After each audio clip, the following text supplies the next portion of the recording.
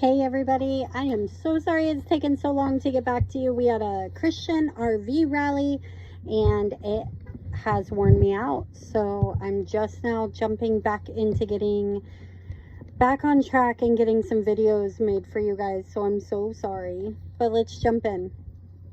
Wow, I can't believe that we're already here in the final week of this study together. I am so proud of how hard you've worked through these lessons with me, implementing boundaries, communicating consequences, and following through with your words and actions. You are doing the hard work of trusting in God and applying what He has called us to do in this healing process. You are building a strong foundation upon which all your relationships can grow healthier and more whole. Here's a glimpse of what's in store this week. We'll be talking about moving through our grief. We'll discuss experiencing God through every season. And we'll conclude by holding fast through God's Word. All right, so here we go. As you move through life, if you are committed to developing humility, growing in spiritual maturity, staying emotionally and physically healthy, and managing your relationships more wisely, you're going to choose those gaps ever widening between where you and where some of those around you are. Those who are for you will celebrate your growth and applaud your healthy decisions, but not everyone will appreciate your efforts. In those cases, the gap between you will widen until you are just not in the same place anymore, emotionally or spiritually. When this happens, you will feel the loss, even though you know it's for your health and theirs in the long run. So it's wise to prepare yourself for what you will do when you experience those losses. That's what we'll talk about in today's personal study time. For now, think of some of the losses you've already experienced or are beginning to experience as a result of the good boundaries you have begun to put in place. Write those below.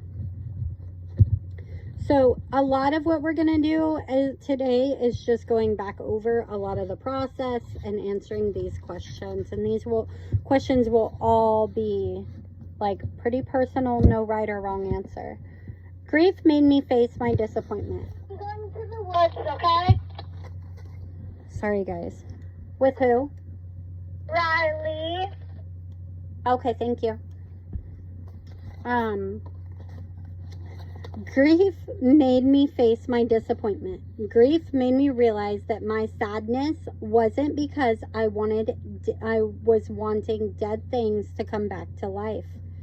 I had to own the fact that I loved these people for who I thought they would be as a spouse, a family member, a friend, or a coworker, instead of who they actually were.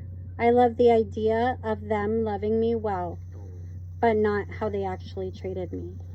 This is so hard because this is where I have contributed to the cycle of chaos, with my longings turned into wishful thinkings that wasn't based in reality. And when I avoided the grief, I continued to live in this form of denial. But when I accepted that some of those I love are not really who I hoped they would be, then the grief began to wash over me, coming in waves that I couldn't always control. My counselor says the only healthy way forward is through the grief. I must let grief do its work in me so I can heal and not perpetuate the dysfunction any longer. When you experience grief, are you tempted to push it to the side or stuff it back down? Heck yeah, it makes it easy, right? Are you tempted to get over it quickly so you can move on? Or are you ready to experience the full force of it with all its gravity and weight and begin the grieving process that is really the start of the healing process? This past week, I really learned that I have to feel it to heal it. And so you have to reveal it to God, you have to feel it, and then He'll heal it. And that was something that I experienced this week that was absolutely life-changing for me.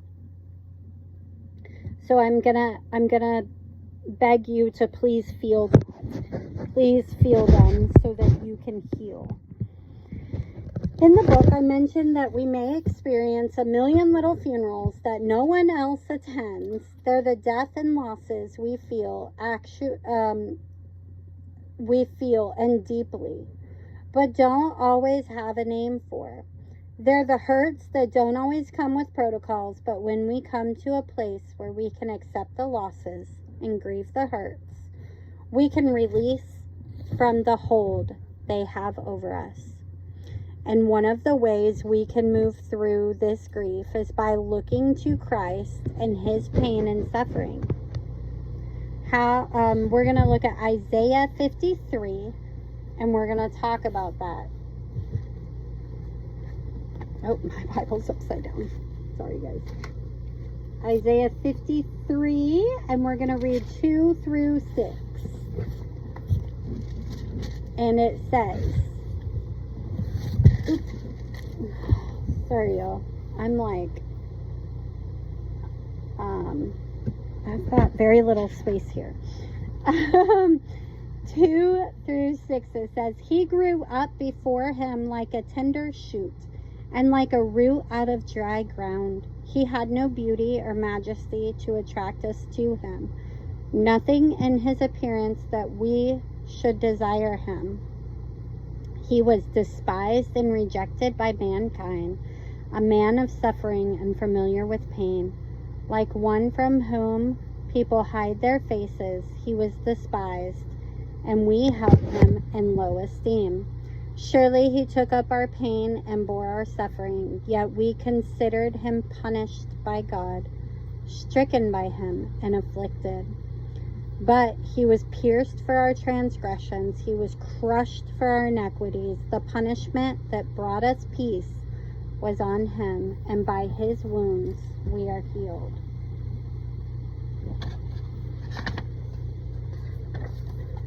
How does this prophecy about Jesus describe the reality he lived while on this earth?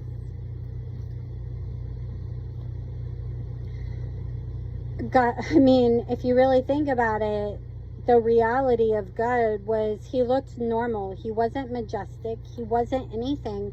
And because he looked normal, nobody accepted him. I mean, there's a lot of other things you can think of, and I would love to hear your thoughts. Knowing that Jesus suffered to such a great extent shows us that he understands our pain, so we can feel safe to bring each and every funeral to him.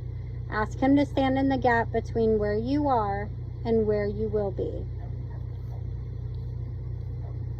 If I need to cry, I cry. If I need to journal, I journal. If I need to write it all out on paper and tear it up into hundreds of pieces, I do. If I need to then talk it all out with my counselor or a friend, I pick up the phone. But the one thing I don't do is go back to pretending and living in denial. I've accepted this grief. I've had the marked moment of accepting what it is and what it is not. And it's from this place of acceptance that I will move forward into healing. I've listed several of my go-to practices that help me when I am feeling the full weight of my grief. Journaling, reading my Bible, writing out my prayers, talking through it. What are some of your go-to practices that you will turn to when you are feeling the full weight of grief? For me, when I'm feeling the full weight of grief, it's going to take a shower and just crying and listening to worship music. Everybody's got a different thing.